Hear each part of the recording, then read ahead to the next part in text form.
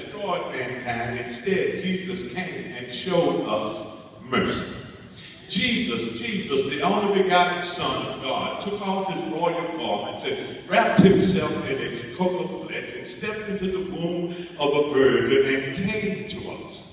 He came to us healing the sick and raising the dead. He came to us calming stammering tongues and putting sight in blinded eyes. He came to us putting hearing in ears and strength in limbs. He came to us restoring and reconciling and building up and encouraging and strengthening and reinforcing us. He did that when he came. And he came to us because we couldn't go to him. Then after coming, he died so you and I could live. And I just want to let you know, for those who might not quite fully understand what he did by coming, he showed us mercy. Touch somebody and say, it was mercy, honey. Yeah, he came, it was mercy. From the start to the finish, it was mercy. From the get-go to the jumping off place, it was mercy. From the hook-up to the let-go, it was mercy. From the onset to the conclusion, it was mercy. From the commencement to the finale, it was mercy. From the opening to the closing, it was mercy. From the beginning to the ending, his coming was an act of, somebody say mercy. Can you cut me down a little bit? You got me a little too loud. And in the text, and in this text, atop a mountain, doing a teaching episode about their attitude, Jesus tells the disciples, blessed are the merciful, for they shall obtain mercy. Can we look at this for a few minutes? We're just talking about the attitude that the Christian should have, and what it is that a Christian should, what they should look like. So it ought not be a problem if we look at Matthew chapter 5, verse 7. Blessed are the merciful, for they shall obtain mercy. As we look at this word mercy, it's an interesting word. But not only is mercy interesting, mercy is old. Somebody say it's old. It's old because mercy is an attribute of God, and since God does not change, that means that mercy has been around as long as God has been around, and God is old. Since it is an attribute of God, that means that mercy is as old as God is. And how old is God anyway? Well, I don't know. But I do know that he's a God of foreknowledge, so he's older than knowledge. I do know that he's older than light because he stepped out and said, let there be light, and there was light. I do know that he's older than the sun, moon, and the stars because he placed them in their silver socket and started on their midnight run. I do know that he's older than water and older than dirt because he stepped out on nothing and said, let there be something. I don't know how old he is, but he's old. And since he's older than anything I know about, and mercy is one of his attributes, mercy is as old or has been around a long time. Touch somebody and say, you think you old. Mercy is real old. So as Jesus teaches his disciples, he talks to them about this thing called mercy. And mercy means to have compassion. It means to pardon. It means to have pity upon. I said the word mercy means to have compassion, to pardon, and to have pity upon. A merciful person is moved by the suffering of others. They are so moved and so affected by their suffering until they want to do something about it. Jesus tells his disciples, be merciful because a merciful person feels the pain of another and does something to try to take care of that pain. So what Jesus is trying to get them to see is they have to be different. Merciful people are different. Merciful people are different because they help those who are in need. And in today's society, that show is different. Oh, y'all looking at me funny, so let me show you what I'm talking about. There's a group called the Tea Party. I call them the American Taliban. That's my name for them. Now they espouse Christian values when they send money back to improve health care and produce jobs. They oppose food stamps that help farmers and help the transportation industry and help the grocery industry and feed the poor. They are against affordable housing and Pell Grants and student loans and public education. We're just talking about what a Christian should look like this morning. Am I right about it? I don't see any mercy in any of those things. But wait a minute. Merciful people will withhold punishment from someone who deserves to be punished.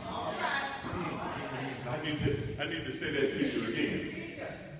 Because you didn't catch it, so I need to say it so you really get it. A merciful person will withhold punishment from those who deserve to be punished. Y'all didn't get it. Let me do it this way. The prison industry is one, if not the largest industry in our nation. It's so large until it's traded on the New York Stock Exchange. And we're just talking about what a Christian should look like on it. There appears to be a war on the poor, and it's being cloaked under the sheet of balancing the budget. Oh, y'all don't like this kind of preaching. I know I'm right about it because 78% of people in this country will at one time or another live under the poverty line. Now, I venture to say that just about everybody in this house has at one time or another lived under the poverty line. We're just talking about what a Christian should look like, I said we're just talking about what a Christian should look like. I'm going to go ahead on and get out of that because I'm going to get in trouble if I stay on. But just think about this. If God had punished us, you and I, the way we should have been punished, they be on fire!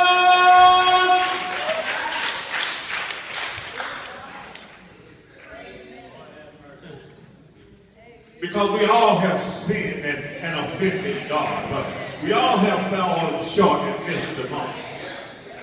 But not only have we offended God, but we've offended each other. Oh Lord, help me Jesus. The character of the merciful is a quality exercised between men independent of written law. I won't say that again. Let's do it all by itself. The character of the merciful is a quality exercised between men independent of written law. In other words, you know what's right. And you know what the right thing to do toward your brother. It doesn't have to be written down, just do it. The merciful have a spirit that's not so much sorry over their injury as they are sorry that the injurer or the person that injured them has a heart to do wrong. And because of their merciful spirit, they have it within them to pardon, to forgive, and to have, I'm teaching good this morning. Have you ever met anybody who will not forgive? I say, have you ever met anybody who will not forgive? Well, when you look at them, I need to tell you, you're looking at an unmerciful person. And let me tell you something else. I say, can I tell you something else? Somebody say, tell me something else, preacher. If you have struggled with unforgiveness, you have to be careful. You have to be careful because you are a person who is bent towards unforgiveness. That's good all by itself. I'm going to help somebody right here. Having a bent towards unforgiveness means that it's easy for you to hold a grudge unwittingly. Because it's what you used to do. It means it's easy for you to be vengeful and resentful and ruthless and uncharitable and self-righteous and bitter. Because it's what you used to be doing. So when it is that you are offended by someone, You have to be sure to take an introspective look at yourself and your actions, especially towards the person who has offended you. You have to look introspectively to make sure that you haven't returned to your old behavior. Because it's easy to fall back into old patterns and old ways of doing things, and old patterns that leave you not looking like a Christian. That is what we're talking about, right? What a Christian should look like. Listen to what Jesus tells the disciples. Blessed are the merciful, for they shall obtain mercy. Now that's powerful all by itself. Happy, fortunate, well off, straight and right are those who extend mercy, because by extending mercy, they obtain mercy. Y'all get that? Jesus tells them, you get mercy by giving mercy. What Jesus gives the disciples atop this mountain in this teaching episode is the law of reciprocity. What you give out, you get back.